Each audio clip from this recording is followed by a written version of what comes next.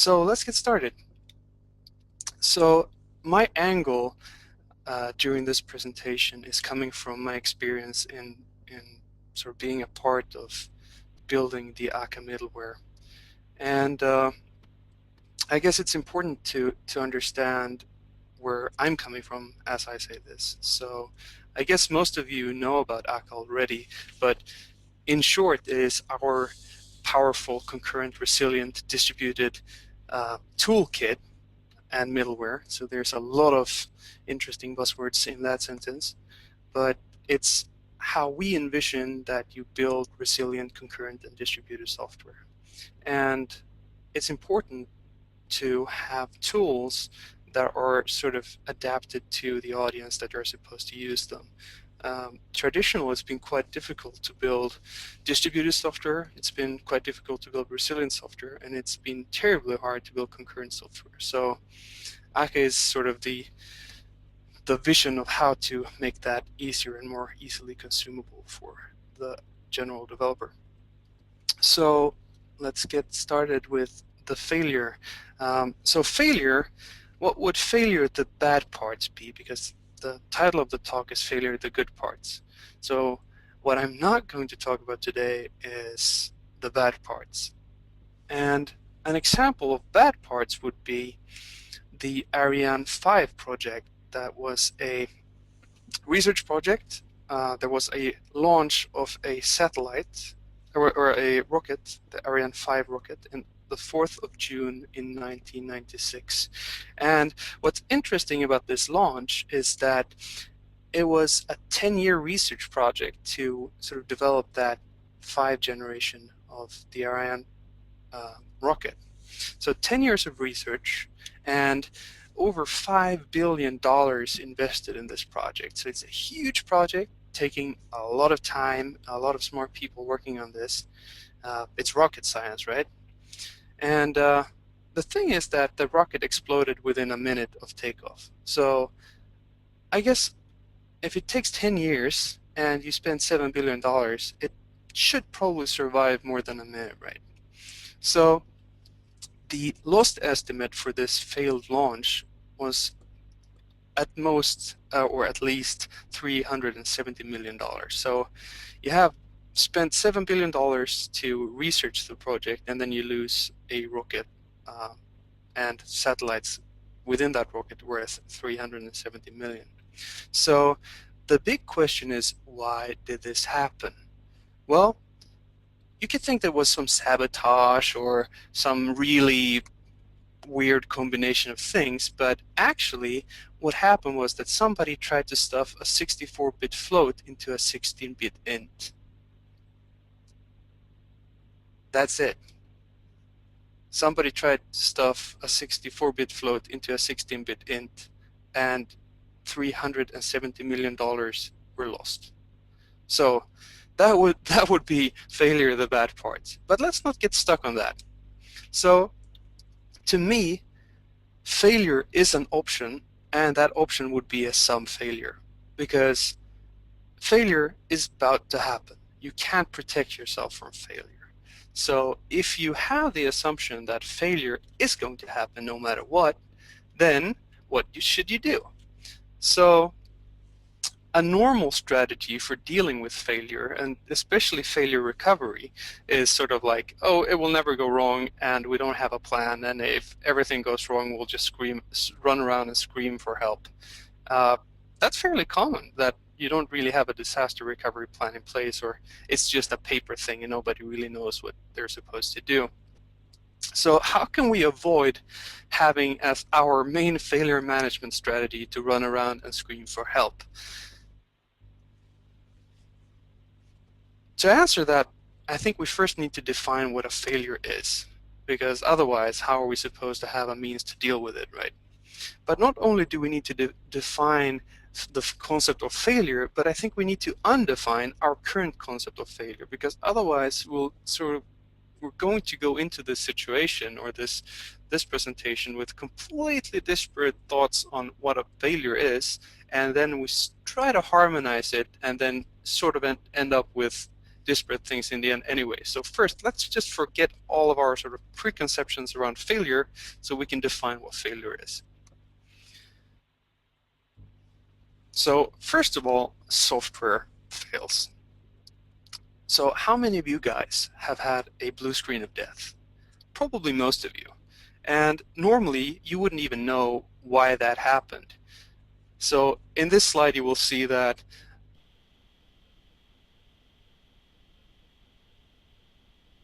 initialization failed. How helpful is that, really? And is that something that you, as the user, should sort of try to figure out and fix? I don't know. But not only can sort of the operating system fail, but the runtime can fail. Your virtual machine can fail. So the figures you see here is OpenJDK issue tracker, which has more than 14,000 open tickets currently. Of course, not all of those are bugs or I mean, technically a lot of those could be features, but there could be a lot of bugs in there, and you might just hit one of those bugs. So not even if your software is foolproof, you might run on software that is not foolproof. And as I said before, your operating system isn't perfect. There's a lot of bugs in operating systems. So even if your program is completely safe, your virtual machine is perfectly safe, your operating system might not be perfectly safe. And even if your operating system is perfectly safe, your operating system usually needs to interact with the real world, which means that it needs to interoperate with hardware, which means that it needs to load drivers, and drivers can fail. So no matter what, you could have faulty drivers. And usually drivers, they depend on firmware within that hardware that they're going to use, and the firmware could be failing, right? So even if our full stack is foolproof, something down there could still be faulty. And we also have a kind of soft failure where we have overload or exhaustion of resources within our runtime. So we could run out of stack space for our threads, or we could run out of heap space for our application, or we run out of file descriptors, or what have you. So even if the software itself isn't broken, you're trying to overuse your resources, and that could lead to your software failing. You also have risks like starvation, where you're not really able to make progress because one part of your application is hogging everything and another part can't proceed. So that was the software part. But I mean, even if we have completely perfect and bug-free software that does exactly what it's supposed to do and nothing else, we still have hardware failures, right? So there's a quite famous bug with the original Pentium CPU, which had an error in the actual hardware of the CPU that meant that some division instructions for floating point arithmetic were erroneous because it used a new fancy way of doing float division. So the rounding was wrong. So I think there was four memory slots within that register, within that part of the CPU that had zeros instead of ones. So that meant that for some stuff it wasn't entirely accurate. So what the picture shows is the parts of the numeric space where things are actually rounded wrong. So this is way old. This is probably early 90s, but in any case, CPUs can be flawed. Random access memory or your system memory, that can be broken, right? There is a very interesting research that was done by Google, which, as we all know, have a lot of computers. So their research is quite interesting because they have a huge sample. So there's a paper called DRAM Errors in the Wild, and I think you should look it up if you're interested in this because it's quite extensive and interesting to read. But let's go through a bit what that paper said. it showed that memory errors were between 15 and 120 times more common than had previously been assumed in other studies. And while that might not sound like much, it's actually where memory doesn't represent the data that it's supposed to represent. So it's actually, it doesn't take much for a memory error to cause quite a bit of havoc. And more than 90% of the problems with a given platform were caused by about 20% of the machines who had errors, which means that you definitely have bad apples in your cart. So that's also interesting because not all computers or all platforms are equal in the terms of how likely they are to fail. Another interesting thing was that, of course, as it's quite intuitive, but computers that showed errors the same month were more likely to show unrecoverable errors. So when things start to go wrong, they kind of go wrong, or the trend is quite bad. Where things start to go wrong, they tend to go really wrong quite short afterwards. So what's interesting about uncorrectable errors compared to correctable errors is that this is only possible if you have ECC or error correcting codes in your RAM. And usually you only have that for servers or more expensive workstations because they have error checking so they can recover from some bit failures in the memory. And an unrecoverable error would be a case where you can't recover, you can't sort of recreate what should be in there, and that normally leads to something like a blue screen of death that we talked about before, a system crash. But a correctable error is usually recoverable, and if you have a server or workstation, you can look into the system log normally to see if you're having any problems with your RAM. But if you're using a normal sort of a developer machine or a consumer grade software, then normally you don't have ECC memory, so you wouldn't even know if your memory is correct or not. So the thing is, how many of you guys are releasing your software on a machine that has ECC memory? How do you know that those bits that end up somewhere are the correct bits that should be there? That's a scary situation if you don't have ECC memory because you don't even know if it's right. But what's interesting about this picture here that I'm showing, or this graph, is that what we see is that different platforms have different likelihood of having soft and hard errors. And that's interesting because even if you have the exact same memory from the exact same batch, and they should sort of statistically be as good, the actual hardware layout on the motherboard might make a huge difference. You see here with the platform A in comparison with platform D, so instead of having a 27 times probability increase in the same month, it has 431 times. So that means that if you have a poor layout on your motherboard, you might have noisy components there that interfere with the signals. So even if you have the same CPUs, you have the same memory, you might actually end up with more memory errors because of the actual layout of the motherboard or having faulty components on that motherboard. What's also interesting and what was kind of counterintuitive was that temperature didn't seem to make a big difference. So there's been a huge drive in the hardware space for cooling and making sure the components are as cool as possible to avoid errors. But what this study showed was that the temperature didn't seem to make that big a difference. And also, what was quite interesting is that irreparable problems, or the unrecoverable errors, were more common than the transient problems, which were assumed to be more frequent.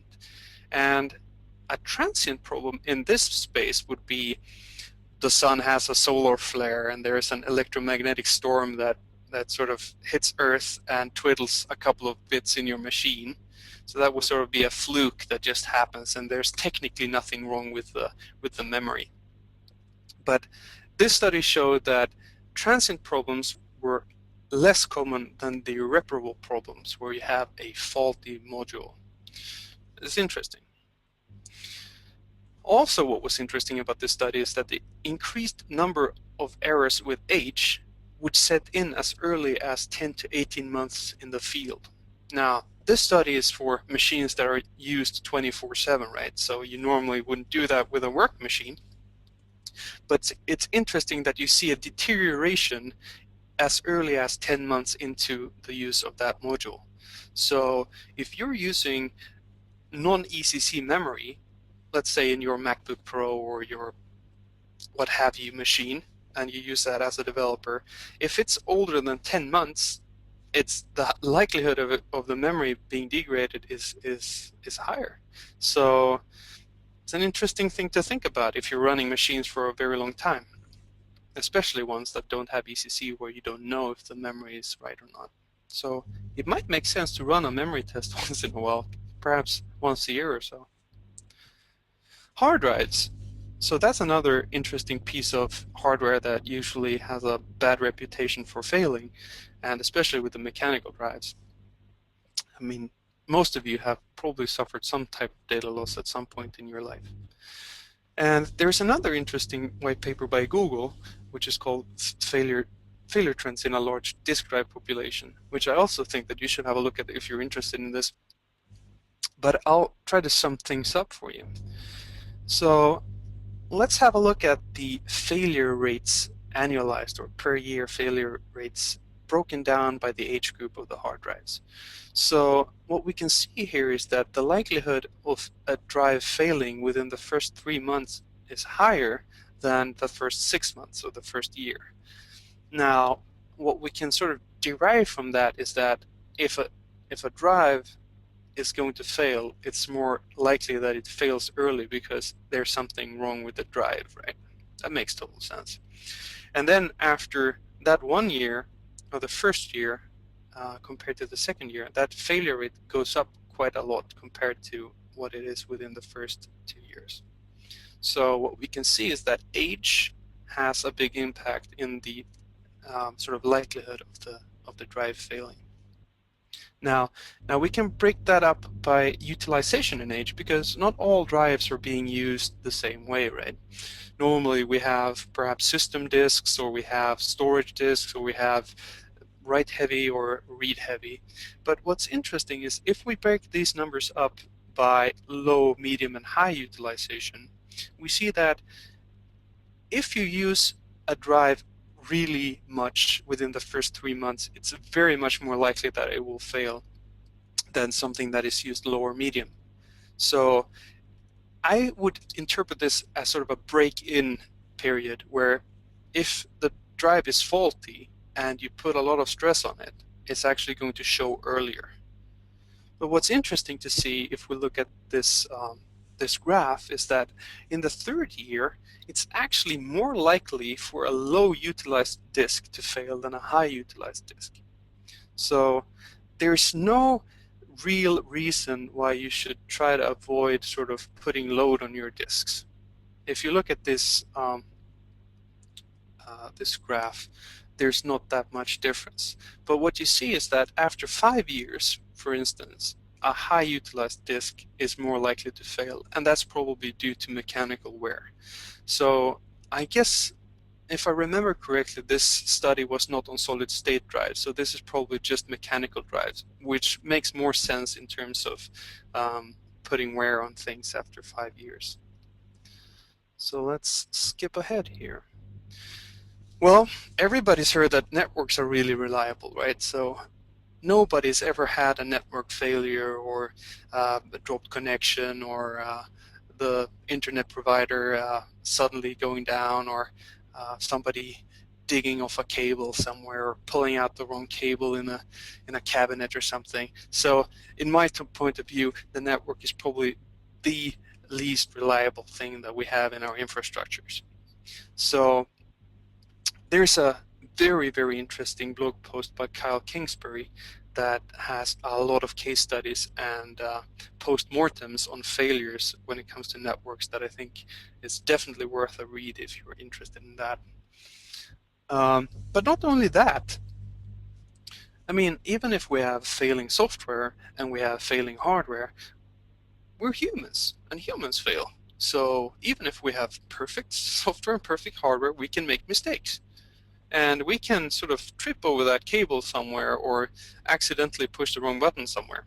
So what Niels Bohr once said is that an expert is a man who's made all the mistakes that can be made in a narrow field. And as humans, we're going to make mistakes, and as developers, one of the biggest ways where we sort of evolve and learn is by making mistakes. So we have to have an environment which doesn't prohibit mistakes, because it's just not possible to evolve as a developer without being able to make mistakes. So one thing that is really bad when it comes to humans is that we tend to make assumptions. So, oh, I just assumed that that would never happen. That's a very common phrase when you talk to people about things that went wrong. Oh, we didn't assume that that could ever happen. And to illustrate this, I think that there is a, I don't see if you see this animation here, but you can't really assume that things are the way they are. You need to have tests that verify that things are as they are. And let's just make a small quiz. So this is a very code light presentation, and I always like to have a bit of code in there. And if we were to have a method or function, it's called something, and it takes an x and a y. Here we don't know what the x and y is because we don't see that, and it assigns the result of something to the result val here. Now, if we look at this piece of code, what could happen? What does it do? What could happen? Well, technically, nothing could happen, right? Or it prints something, or it throws an exception, or exit the JVM. We don't know. By looking at the code, it's hard for us to see what can go wrong and what it does. So one very important part of the failure aspect is to separate not only what a failure is, but what a failure isn't. And one thing that I think people generally conflate when it comes to programming is validation versus failure. So they conflate the two. And for me, validation is something that is intentional. So you know this is supposed to happen because this is not the correct number or the correct value, or this is not a correct combination of values. So that is validation, and it's distinct from failure. And failure is something that is unintentional. We did not intend for this to happen. We did not intend for the network connection to go down. We did not intend for the file not to be there. We did not intend, etc. So thinking about failure, it's important that we don't mix that up with validation. Those two are separate concepts. And I think we should look at the flows of information within our system. So where do things come from? Where do they go? And how are things handled if something goes wrong? Or how do we even handle validation? So we have a flow of results and validation, and I think this flow makes sense to have the same, because when you call something or when you send a request, you're expecting to get either a result back or some kind of validation thing that says that the thing you put in is not a valid combination, or it's not a proper value for this thing. So that could go into the same channel. But then we have failures and recovery from said failures, where they are separate from the results and validation. So that if something goes wrong that we didn't intend to go wrong, how is that communicated, and where is it communicated, and how is it handled, and by whom? And I think it's important that we don't conflict the two. We shouldn't use the same channels for all of these things, because it's going to be really tricky to disentangle and know if an illegal argument exception is validation or if it's a failure. Was it intentional? Was it transitive? So the thing that you called something that didn't get the right parameters. We don't know. Did I do wrong, or did the thing I called do something wrong? We don't know. So to illustrate this point is, let's say you have a vending machine, and you're a customer, you're a potential customer to this vending machine. You're kind of hungry. You're interested in buying a pack of snacks or Snickers bar or whatever. And when you go there, you normally would just look at what you're interested in, and you would pick that, and then the machine would say, I have a validation error here. I know that you're interested in this thing, but you haven't provided the right input. I need some coins in my input as well. So that's a validation thing where I'm happy to comply, but you have to give me the right inputs. So when you have put the correct amount inside this vending machine, then that would typically and hopefully spit out what you ordered. So that would be an sort of a conversation or an interchange of results and validation between the caller and the callee, which is sort of the customer and the vending machine in this case. But what you wouldn't see is that if there is some type of internal error inside this vending machine, should that spit some weird error message to the potential customer saying that module 47B is not connected or whatever? Is the consumer responsible for dealing with the failures of the vending machine? I don't think the consumer should be sort of expected to pull out a wrench or something and try to fix the vending machine. There has to be some other entity that is responsible for dealing with errors from the vending machine. And in this case, it could be that there is a connection between vending machines and the provider of those vending machines, so that the vending machine could report that I'm experiencing some failure here. Could you please dispatch some type of repairman, please? And I will just respond to the customer that I'm sorry, I can't comply. Please find another vending machine nearby and sort of buy your stuff there in the meantime. Because the customer, the consumer here, can't be responsible for fixing this. And I generally don't think that the customer or the consumer can be even held responsible for reporting that the vending machine is broken. I mean, it could be that there is no power to the vending machine, right? And the vending machine couldn't even send a distress call to the provider. But on the other hand, the provider could have monitoring over its vending machines and see, oh, it hasn't checked in within the latest hour, so it's probably something wrong there. So we should send out a dispatcher or a repairman that can have a look at it, right? So even if the vending machine was dead, the provider of vending machines could sort of notify and get notified that the vending machine is not responding. So I hope this is sort of clarifying that the validation part is the communication between the consumer and the producer, but the failures have to be communicated to someone else that has a responsibility for making sure that this vending machine works. So if we have failure and validation as two distinct sort of domains, we normally want to put code that handles both failure and validation. And depending on how good we are, we're going to cover different portions of these two aspects. But I think in the general case, we would want to cover everything. We would want to be able to handle all failures and all validation cases. But normally that's not really feasible, right? So what we end up with is something that covers most of the failures that can happen and most of the validation that is necessary. And to address these things and to deal with failure and validation, we need to have a bit of outcome awareness. We need to be aware of what can happen and what can't happen.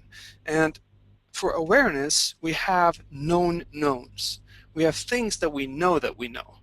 We have things, I know that this can happen, so I need to deal with it. But also we have known unknowns, which is things that we know that we don't know enough about. So we know that we can get some network problems here, but we haven't really investigated what kind of problems that would be. So we don't know how we would deal with that. But we also have unknown knowns, which is things that we know, but we don't remember. So We have things that we might not remember when we're supposed to remember it. And to me, that's happened on numerous occasions where it's all, oh crap, I should have remembered that this can happen here as well. And I do know, but I just didn't remember. But we also have this really problematic space with things that we don't know that we don't know. And clearly it's hard to sort of build around things that we don't even know that we don't know. So what's interesting is that this sort of scales down. So not only for outcomes, sort of like both results and validation, but we also have the same thing when it comes to failures. We have the failures that we know that we know. We have the failures that we know that we don't know enough about, so we need to probably research it more. We have failures that we don't remember, and we have failures that we don't even know if they can happen, or we don't even know if they exist. So how do we deal with this thing? Well, we have a couple of possibilities. So we can get a result out of our thing, out of our something. We can get some invalid input where it could be an illegal value or illegal value combination, which is sort of our validation part. But we also have the potential of having a capability/dependency violation where something, in this case, is depending on some file to exist somewhere or having a connection to some other network machine somewhere, and that thing doesn't exist or doesn't work right now. So it's something that has failed, and it's usually sort of unanticipated. But what could happen with something is that it doesn't really do anything at all, right? It just discards the inputs and does nothing. But we don't know that by just looking at the method, right? We need to see what it's actually supposed to do. But it could do nothing because it's not invoked either. Because you looked at the code, it's val result equals something xy. But what happens if there is an if expression around it that is never sort of true? We don't even know if this part of the code is ever executed at all. But we don't even know if something is a local call or if it's calling some remote thing and the response of that thing is lost for some reason where the network went down, right? It could be doing nothing because it didn't get the response back or didn't even get the response out anyway. So what Dijkstra said was that amongst a lot of things is that program testing can be used to show the presence of bugs but never to show their absence. So it's really hard to test that there is no bugs. Like, how would you even write that test? So what's interesting about testing is that I think that there are two different kinds of testing. One is testing and one is checking. And to me, testing is sort of verifying things that you know. Like, if this thing happened, which I know about, this thing should happen, which I know about. So it's testing your known knowns. Testing equals known knowns. And checking, which is sort of generatively providing inputs and verifying the outputs. So like having generators that generates the random the sample data for the testing. I think that's pretty good for unknown knowns, which is things that we don't remember. And as we don't need to remember because the generator is providing the value, we actually are able to trigger things that we didn't know that we were supposed to look for or didn't remember that we had to look for. But I think it's also good for known unknowns, where we know that there is sort of network errors that can occur. Can you please trigger these things? So you can actually learn more about when you check something, because it's actually triggering cases that you sort of wanted to know more about. But what it's also good for, and of course this is not perfect, but since you don't know certain stuff, it could actually trigger things that you had no idea at all could happen because you didn't know how the implementation was done underneath.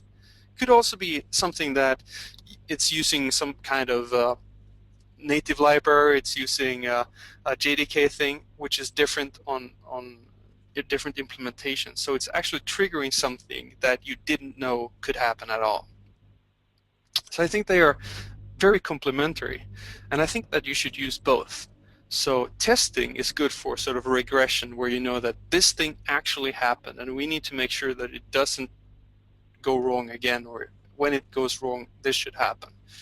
It's really good for sort of regressions and to sort of verify assumptions that you have. And checking is good for sort of that space around where you might not remember or know or come up with all the good use cases or all the good test cases. So I think they're complementary and work really well together. So for testing, there's a lot of test framework in the Scala space. So you could use like Specs or Scala test or something like that. And for checking, you have Scala check, which is sort of like a Scala implementation of quick check. So you should definitely look into that if you haven't already. So let's make another code quiz where we have almost the same code we had before. So val result equals print line of x and y. And do you know what this code does just by looking at it? And I can share with you that it's not my own custom print line implementation. This is sort of the system out print line in the JDK. Well, what's interesting is that in Scala, this actually prints the tuple x and y, because printline doesn't take two arguments. So what's interesting here is that, did you guys know what happens if the underlying stream is broken for some reason? So what happens if system out is closed, for instance? Will this throw an exception, or is it some kind of error, or what happens? Well, it turns out that what happens is it doesn't do anything. So what will happen is that you need to call a method on print stream or system.out, which is called check error.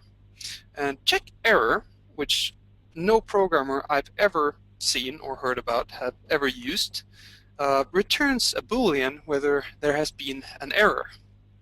I don't really know what kind of meaning that would have, but you can reset that Boolean flag by calling clear error on this print stream. So you can, I don't know what that would mean, because it would mean that it was some sort of transient error or something. I don't know. But the real thing here is that if the output stream fails, you don't even intrinsically know about it, because your program, if it doesn't call check error, wouldn't know at all whether the system output was working or not.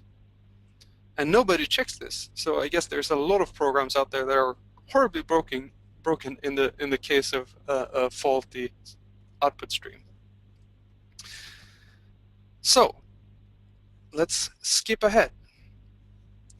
So what's interesting when you get to a distributed application, which most of our applications today are sort of becoming, because they interact with the outside world generally. Even if you're interacting with your user via a browser, or you're calling some web service somewhere, you're building a distributed program. So you are communicating between software on different locations and different machines. And in a distributed program, there is no apparent difference between the death of some of the parties and some sort of delay, because you don't know. You don't know if it's dead or if it's just not responding.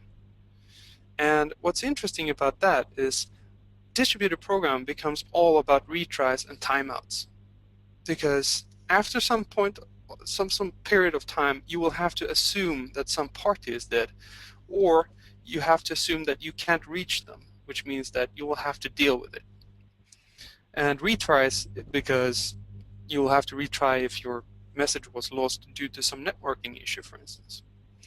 And without a distributed program, you will always have a single point of failure, right? Because it's one application running on one machine, doesn't interact with other machines. So if that machine goes down, you have 0 machines. So in case of failure, you're always sort of host, basically. The other problem is that even if you have a distributed program and you have more hardware, the more hardware you have, the higher the risk of failure, right? So you have this trade-off where single point of failure or higher risk of failures. And there's a famous quote by Leslie Lamport, which is sort of like one of the legendary distributed programming guys. And he said that a distributed system is one in which the failure of a computer you didn't even know existed can render your own computer unusable. And that's normally because of traditional blocking RPC, where you would call out to another machine from your application and wait indefinitely until you get a reply. And the problem with that is, what if the request is lost? What I just said is that distributed programming is all about retries and timeouts, but if you're waiting indefinitely and you're not retrying, you could just hang there forever. And what happens if the response gets lost for some reason? So you sent the request, it did what it was supposed to do, but there was some network glitch somewhere. What happens? Do you just wait around forever?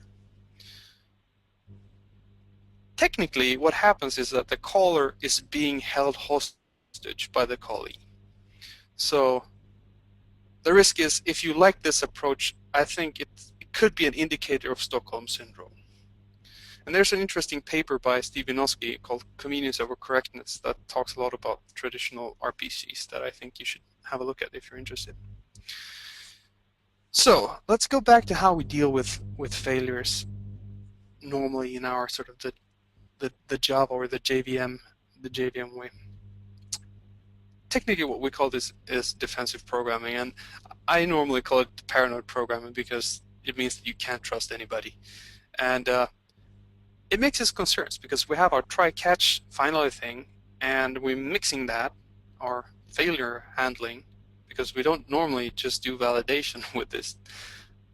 We're mixing our business code with that. And it's unclear who is supposed to wrap everything around try-catch blocks, right? If everybody is just wrapping everything in try-catch blocks because they don't know if they should or not, we just end up with having a lot of failure handling logic, and the responsibilities for who is supposed to do what is quite unclear. So I think at best this sort of style of failure handling gives a false sense of security. It's like it's safe because I sprinkled a lot of try-catches around it. These types of systems tend to fail extraordinarily because I've tried to cover all my known knowns, but there are always those unknown unknowns that are going to happen, and that is going to be an extraordinary event. And it doesn't mean that your program is fault tolerant. It just means that it has a lot of spaghetti code and try-catch blocks in it. So if we just have a quick look at an example of this. So this is quite stereotypical code where we're trying to prepare a new breakfast, and preparing a new breakfast can for some reason throw an out of jam error.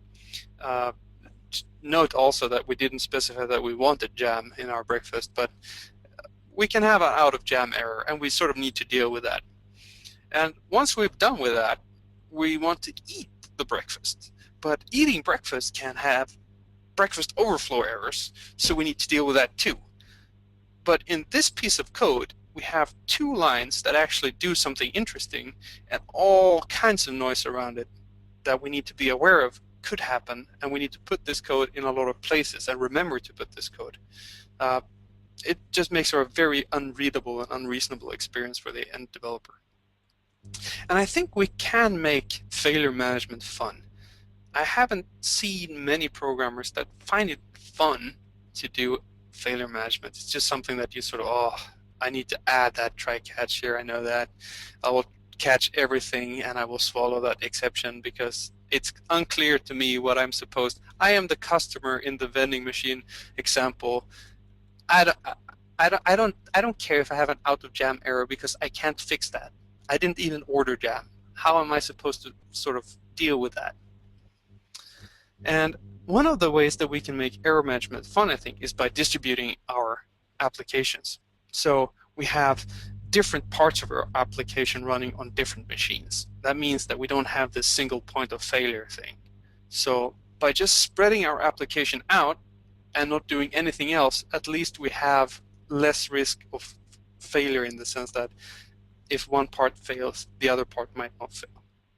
But I think we also need to do replication and failover so that if one of our copies are broken or lost or the machine crashes, we actually have backup data that we can use, backup systems that we can use. That means that we're resilient.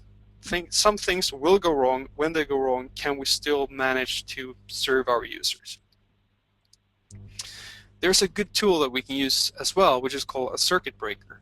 And a circuit breaker in programming is something that wraps something that can go wrong.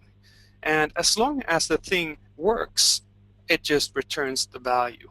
But if something goes wrong, we can go into a fail-fast mode where, okay, there's been n number of failures. I think that this service is possibly broken. So as long as I think that it's possibly broken, I'm just going to return that this service is temporarily out of order. And after a certain amount of time, we can try that external service or that service again. And if that succeeds, it has been repaired, right? So we can treat it as it's working in a working condition again. And if it still fails, we have to go back to this fail fast mode. And what's good about this is you get these benefits. It relieves the pressure on the failing part, so it could be failing because it's overloaded. And by backing off and failing fast, it means that it can sort of recover from being overloaded. That's a good thing, right? It can self-heal. And if you have a good implementation of circuit breakers, you can operate these manually as well to say that, okay, I will shut down this part of the system, or I will shut down this service because I'm going to upgrade that machine. And since I've built my application to be resilient, it means that it doesn't matter if I'm turning it off because I'm doing an upgrade or if it's off because the machine has crashed or something like that.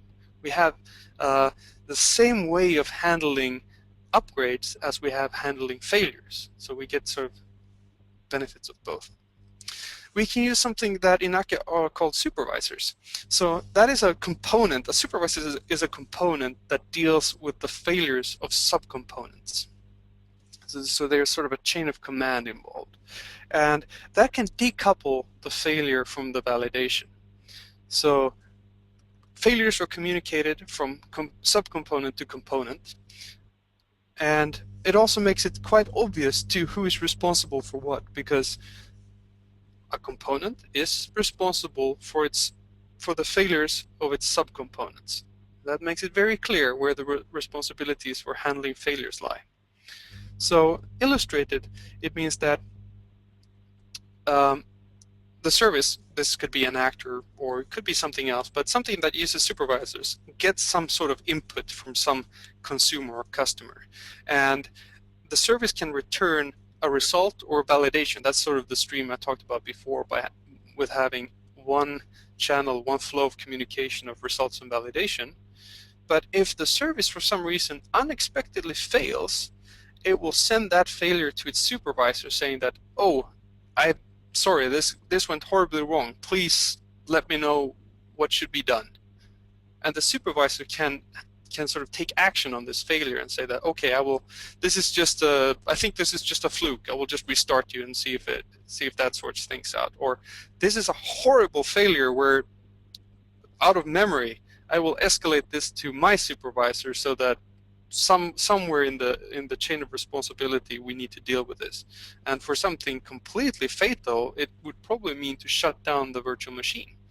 And that means that if you have a distributed system which is replicated, that's not the sort of the end-all be-all, because you have other parts of the application that's going to take over.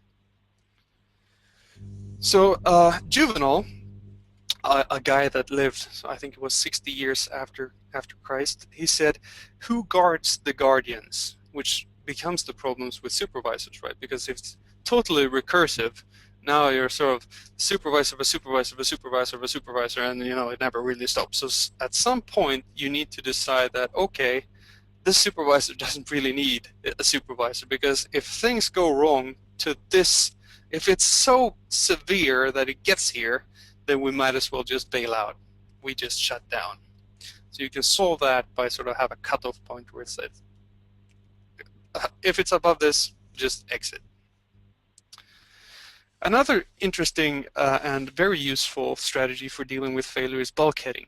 And bulkheading is a technique used when you build boats to have compartments inside the boat. So if there's a leak from the outside, or if there's some kind of explosion or torpedo or something happening, the the water will just fill one of the compartments, right? It won't cascade the failure to the other compartments. So it prevents failure from cascading by putting isolated compartments inside your software. And this plays very well with redundancy and failover, because you could have identical bulkheads or compartments on multiple machines, and if one of those fails, you could fall back or fail over to the other compartments that provide the same feature. So you could sort of compartmentalize services or parts of your application. And another interesting technique to use is graceful degradation. And one of my favorite comedians, which sadly passed away a few years ago, said that an escalator can never sort of break. It can only become stairs, right? And you should never see a sort of escalator temporarily out of order, because it should just say like escalator temporarily stairs. Sorry for the convenience. So that means that even if this thing is not working the way it was intended to, it's still operable in some form. So if we can do that, we should, because it means that we can still provide value even if it's not at its full capacity. And I think for me it's important to sort of look ahead a bit and see what's going to happen. And I think in my crystal ball I see something that I call microservices. And a microservice is sort of doing one thing well. It's not a sort of a service that has many services, but it's sort of like a function, right? It does one thing and it does it well. And it's concurrent and compartmentalized. So it's running in isolation from other microservices, and it could run concurrently. So we can utilize many cores. And since it's compartmentalized, it means that if one of these services fail, it should affect the other services, or it could affect it, but it shouldn't sort of cascade that failure and take those down as well. And if we can make these location services location transparent, microservices location transparent, it means that it doesn't really matter where they live physically. We could even sort of move them around at runtime. And I think it's important that we have typed endpoints so that we know what these services sort of consume and produce. But I think they should consume and produce streams of data, typed streams of data, which means that we can sort of consume at the rate that we can consume and the rate that they can produce, instead of having to produce everything up front and you don't even know if the consumer can handle it right now. I think these microservices also need to exhibit some form of compositionality, where you can take several already existing microservices and compose them to sort of produce another service, a meta service, or a higher level service, so that we can sort of reuse our services. I also think that it's important that these microservices are async and non-blocking, so that we can use resources efficiently on each machine that we use, so that some microservices don't sort of starve or otherwise sort of disrupt other services. And if we build them asynchronous, it also means that we can easily make them distributed, because we don't have to have the same guarantees when it comes to synchronous programming. And I think what's interesting is that if we have these streams of inputs and outputs, we can support back pressure and flow control that doesn't necessarily have to be synchronous. It can be asynchronous back pressure and built-in flow control. So just to summarize, I think that failure management is not validation, so we shouldn't I think that failure management does not need to be boring, interesting, and we don't need to be very explicit about it everywhere and putting all those try catches everywhere. And I think that we shouldn't be able to sort of opt out of failure management. We as developers need to think about how we deal with failures, because failures will happen. We need to think about this. And I think there's also real consequences, and there are ways to avoid those. So if we know about failure and we have a strategy to deal with failure, we can sort of have a better control over the consequences of failure. And just to sort of end on a happier note than sort of you can't trust your computer and things are going to horribly fail, no matter if you like it or not. I think we shouldn't worry about it. It's not about worrying, it's about thinking and dealing with things, not worrying about them. And thank you for tuning in today. It was nice to sort of speak for myself for a very long time. So I'm really glad to hear what you're thinking about this webinar. And you're welcome to contact us. And if you haven't had a look at Akka before, please have a look at akka.io. Read more on typesafe.com. We have some really interesting blog posts. And if you haven't heard about the Reactive Manifesto, you should definitely go into reactivemanifesto.org. There is a Coursera course on reactive programming starting in 1 week. And it's sort of a follow-on course on the principles of functional programming, and it's being taught by Martin Odersky, Eric Meyer, that did the reactive extensions for the .NET platform, and Roland Kuhn of the Akka team. So you should definitely have a look there. So thank you for tuning in, and hoping to see some nice questions.